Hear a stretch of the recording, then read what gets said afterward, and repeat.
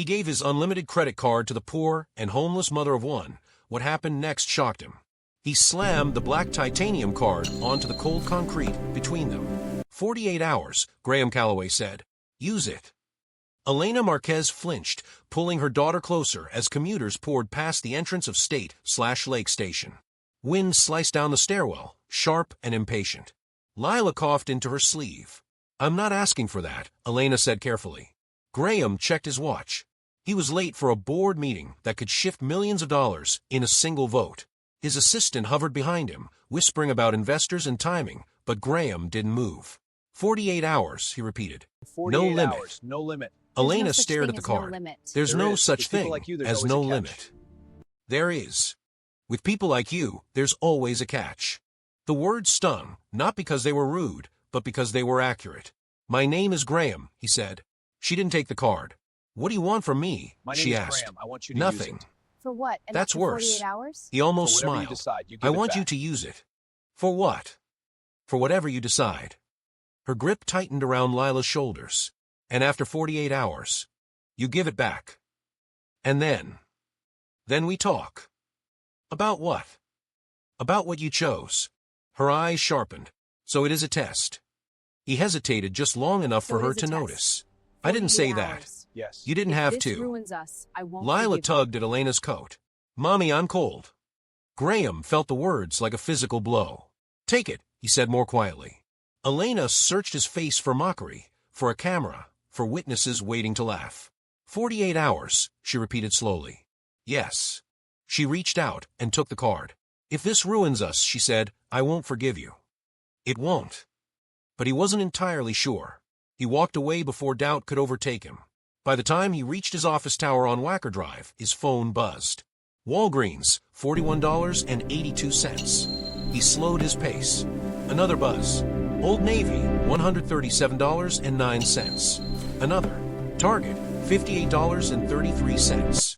He entered the boardroom as directors launched into discussion. Charts glowed on screens. Numbers marched confidently across projections. His phone vibrated again. Mariano's Grocery, $92.14. He glanced under the table. Winter coat, children's gloves, thermal socks. No spike, no splurge. His father's voice rose in memory. People reveal themselves when given freedom. Another buzz. A children's bookstore, $23.90. His attention drifted. Graham, a director said sharply. Are you with us? Yes, he replied, though he wasn't. He imagined Elena checking price tags. Imagine Lila holding up books and being told to choose one. His phone buzzed again. CVS, $31.04. Children's medicine. He set the phone down. The meeting blurred past him. That evening, alone in his penthouse, he monitored the feed like a stock ticker. Dunkin', $6.12. A discount shoe store, $44.50. Still nothing excessive. Midnight approached. He wondered if she was deliberately staying modest because she knew he was watching.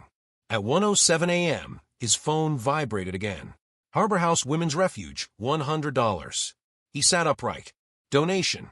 He opened the details again to make sure. $100. His chest tightened unexpectedly. She needs that money, he muttered aloud. Then another thought surfaced. Maybe she thinks they need it more. He didn't sleep much. By morning of the second day, charges resumed. A laundromat, $18. A diner, $27.46. He frowned. Why not a hotel? Why not comfort? He felt irritated by her restraint. By noon, he left his office mid-conversation and drove back to State/Lake. Elena wasn't there. His pulse spiked. Had she disappeared? Another alert flashed. Home Depot, $22.11. He blinked. Why? Another notification followed. A used furniture store, $175. His mind raced. Was she securing something temporary? Had she found a place? He paced outside the station, tension coiling in his chest. His assistant called. Sir, shareholders are asking questions. Let them. Sir. I'll handle it. He ended the call and stared at the street, half expecting to see her sprinting away with stolen luxury. Instead, he saw Elena walking toward him, Lila at her side. Lila now wore thick boots and a bright purple coat. She held a plush giraffe like it was priceless treasure. Elena stopped in front of him. Still 30 hours left, she said. You came back. I said I would. He studied her. You bought furniture. She nodded. A small table. 2 chairs. Used. We found a short-term room to rent. He hadn't expected that. You rented a room. For a month, she said calmly. Deposit in first week. You could have booked a suite somewhere. We don't belong in suites. You belonged on concrete. She didn't flinch. We belonged somewhere stable. He exhaled sharply. Why not more, he asked. More what? More comfort. She looked at him steadily. Because 48 hours ends. That answer hit him harder than the donation. Are you disappointed? She asked quietly. He searched for honesty. Yes. Her brow furrowed. I expected, he trailed off. You expected greed. Silence. He didn't deny it. Lila tugged his sleeve. Do you like Stella? She asked, holding up the giraffe. Stella, he asked. She stands tall, Lila said proudly. Elena watched him closely. We still have today. And tomorrow morning, he reminded. Yes. He hesitated. What else are you planning? She met his gaze evenly. Why? I want to understand. Or control. The question cut. Understand, he said. Then watch, she replied. The second night, the purchases surprised him again. A community college registration fee. He leaned forward. Another alert. Certification program deposit, medical billing. His breath caught. She wasn't buying survival. She was buying exit. At 10:42 p.m., another transaction appeared. A small clothing store. Women's sweater, $39.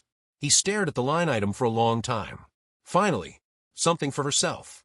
He felt absurdly relieved. At 11:58 p.m., one final charge posted. Mariano's Grocery, $46.22. Basic staples. 48 hours ended quietly.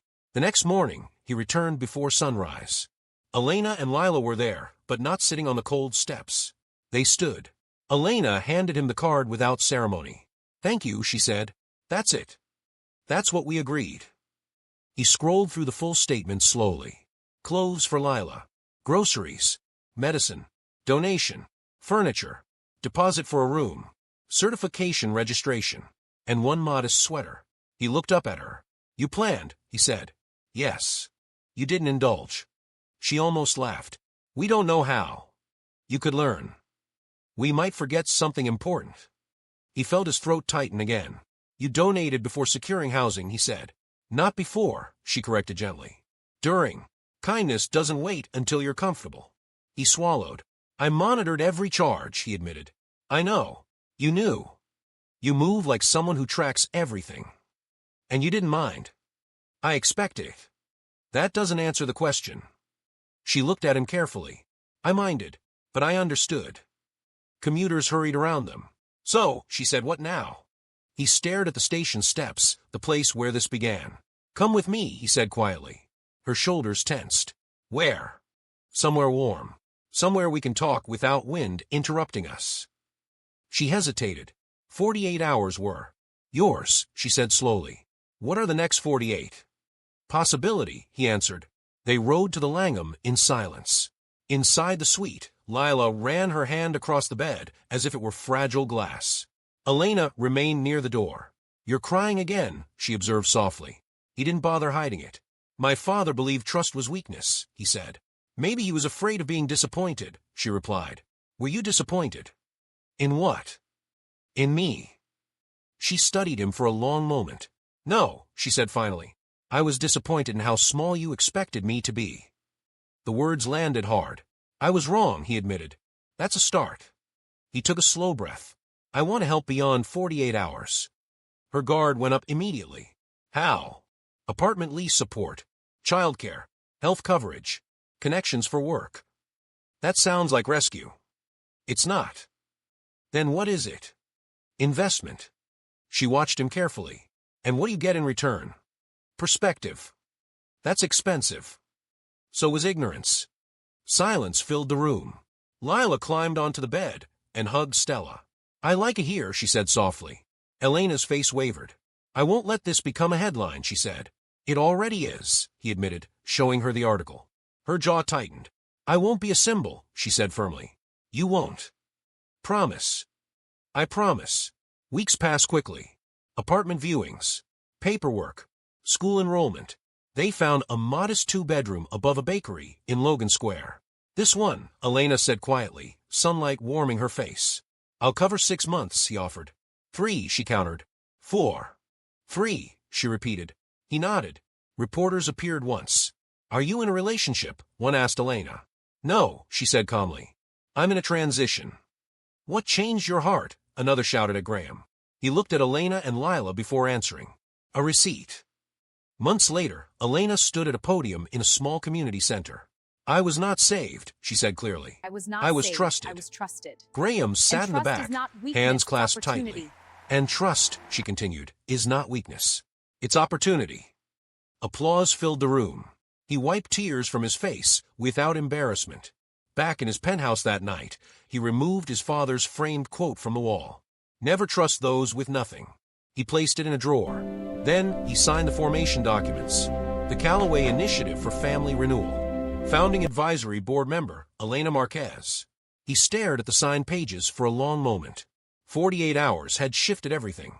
If this story moved you, if it reminded you that dignity survives even when circumstances don't, take a moment right now to like this video, subscribe to the channel, and share your thoughts in the comments. Because sometimes 2 days are enough to expose a lifetime of wrong beliefs. And sometimes the one who offers the card ends up receiving the lesson.